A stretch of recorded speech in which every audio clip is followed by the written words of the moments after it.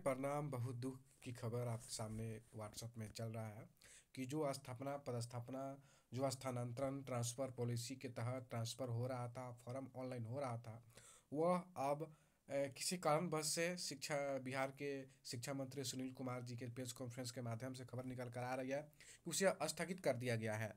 क्या मामला है, चलिए हम बारीकी से समझते हैं, जानते हैं। देखिए, इस शिक्षा कोर्स पर मैंने अभी अभी पोर्टल जो है खोला है। आप देख सकते हैं कि 8 तारीख 8:09 पर और 19 तारीख को ही मैंने ओपन किया है। ये ओपन तो हो रहा है। चलिए मैं शुरू से बता देता हूँ। देखिए, मैं यहाँ पर अपना ई शिक्षा कोर्स पर आ गया हूँ और ट्रांसफ़र पॉलिसी का विकल्प अभी भी यहाँ ट्रांसफ़र करूँगा। उसके बाद OTP आएगा। OTP यहाँ पर पूरा डिटेल में आ गया। यस करूँगा तो यहाँ पर आ जाएगा भरने फिल करने के लिए। तो यह तो ऑप्शन अभी है ही, ऑप्शन को हटाया नहीं गया है, जैसे का तैसा ई शिक्षा कोर्स पर लागू है। लेकिन उनके कथनानुसार कि स्थगित कर दी जाती है तो स्थगित कर दी जाएगी। हो सकता है कि सबमिट नहीं हो या सबमिट हो जाने के बाद भी आपकी डाटा जो है सो डिलीट कर दिया जाए शिक्षा विभाग की तरफ से। इसका कोई अब मतलब नहीं रह गया है। जब खुद हमारे राज्य के मुखिया जो शिक्षा विभाग के मंत्री हैं सुनील कुमार जी, उन्होंने कह दिया कि स्थगित की जाती है, तो इसका मतलब है समझिए कि स्थगित ही की जाती है। इसमें कोई राय दो राय नहीं है।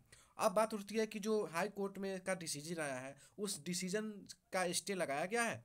HIG हाई कोर्ट का जो है उसमें जो आया है क्या वह सही है? क्या उस पर डिसीजन स्टे लगाया है? तो नहीं। देखिए, हाई कोर्ट ने स्टे नहीं लगाया है, लेकिन कुछ बिंदुओं पर बात किया है। उस बिंदुओं पर सरकार को अपना जवाब सबमिट करना होगा। उसके बाद फाइनल टिप्पणी जो है टिप्पणी हाई कोर्ट जवाब देगी और अपना जजमेंट सुनाएगी। लेकिन पॉलिसी को जो है स्टे नहीं लगाई गई है। ठीक है, यह बात जो है सो मंत्री साहब, शिक्षा मंत्री साहब सुनील कुमार भी अपने बातों में इस बात को भी बोले हैं कि यहाँ कुछ बात बताई गई है हाईकोर्ट के द्वारा, लेकिन स्टे नहीं लगाया है गया। तो स्टे वाला बात खबर झूठी खबर है। लेकिन इस शिक्षा कोर्स पर जो ट्रांसफ़र हो रहा था, वो फॉर्म तो खुल रहा है, लेकिन उसका कोई वैल्यू नहीं रह गया। तो सबसे बड़ी बात है कि अब ट्रांसफ़र कब होगा?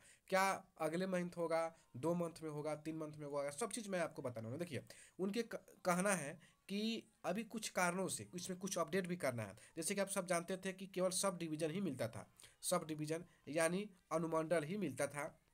अनुमंडल सबसे बड़ी जो है सो आंदोलन शिक्षकों का मनोबल टूटने का वाला काम अनुमंडल ही था। अनुमंडल ही दिया जा रहा था। शिक्षक लोग तंग थे और यह जो है सो मांग उठ रही थी कि अनुमंडल के जगह पर आप जो है सो ब्लॉक कर दीजिए, ब्लॉक कर दीजिए और उसी ब्लॉक में आपको जो है सो पदस्थापना मिलेगा। अनुमंडल पर दूर हो जाता था, इसलिए सब लोग ब्लॉक के जो है सो मांग कर रहे थे। तो हो सकता है कि अगली बार जो आवेदन हो उसमें अनुमंडल की जगह ब्लॉक होगा और वह भी अपने अनुमंडल छोड़कर होगा। जी हाँ, आप सही सुन रहे हैं। यह मैंने कुछ जानकार लोगों से पता लगाया है, कुछ लोगों से पता चला है कि शिक्षा विभाग में यह बात चल रही है कि ठीक है, अनुमंडल तो दिया जाएगा, सॉरी ब्लॉक दिया जाएगा, ब्लॉक का ही चयन होगा, लेकिन अपने अनुमंडल में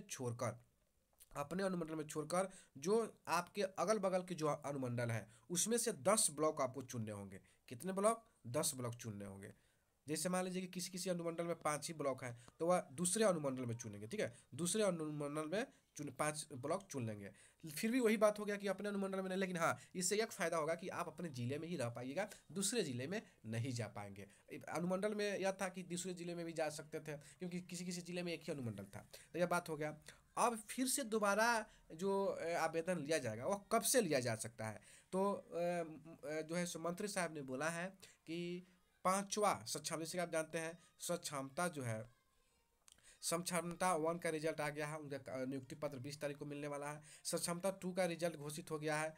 ठीक है, और 3 का आवेदन नवंबर और दिसंबर में उन लोगों का जो है सो फॉर्म फिल होगा और एग्जाम होगा। तो यानी जनवरी इन लोग का जो है सो एक अथी जो है सो रिजल्ट आ जाएगा। उसके बाद फोर होगा, उसके बाद 5 होगा। यानी सक्षमता 1 2 3 4 5 कराने में, एक टाइप कराने में कम से कम 2 से 3 महीना लगता ही है। ठीक है, तो टू तक तो हो गया। देखिए, 3 में मान लेते हैं 2 मंथ, 4 में 2 मंथ, 5 में 2 मंथ, यानी 6 मंथ से लेकर 8 मंथ तक का समय लग सकता है यह पांचों सक्षमता कराने के लिए, सक्षमता पांचों कराने के लिए। इसका मतलब यह हुआ कि आप अगस्त के बाद ही सोच सकते हैं। अगस्त के पहले कोई चारा नहीं है कि दोबारा ट्रांसफ़र का जो है ऑनलाइन फार्म फिल किया जाए और ट्रांसफ़र किया जाए। और फिर जैसे अगस्त आएगा उधर चुनाव आ जाएंगे।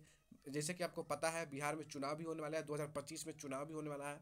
तो मुझे अंदाज़ा है कि चुनाव के पहले तो यह कतई ट्रांसफ़र नहीं होगा, क्योंकि इसे चुनाव पर बुरा प्रभाव पड़ने की आशंका है। ट्रांसफ़र करूँगा तो शिक्षक हमें नुकसान पहुंचा सकते हैं, इसलिए यह जो है कदम उठाया गया है। और कुछ अपडेट भी करना है, ठीक है, उनके कथनानुसार मंत्री साहब के, तो इसलिए कदम उठाया गया है। तो लगभग लगभग 8 से 6 मंथ, यानी 6 से 8 मंथ का देरी हो जाएगा, उसके बाद फिर आवेदन होगा। तो जैसे इसके खबर में कोई विशेष सूचना होगा मैं आपको जरूर बताऊंगा। आज के लिए इतना ही रखते हैं। जय हिंद, जय भारत, जय शिक्षक।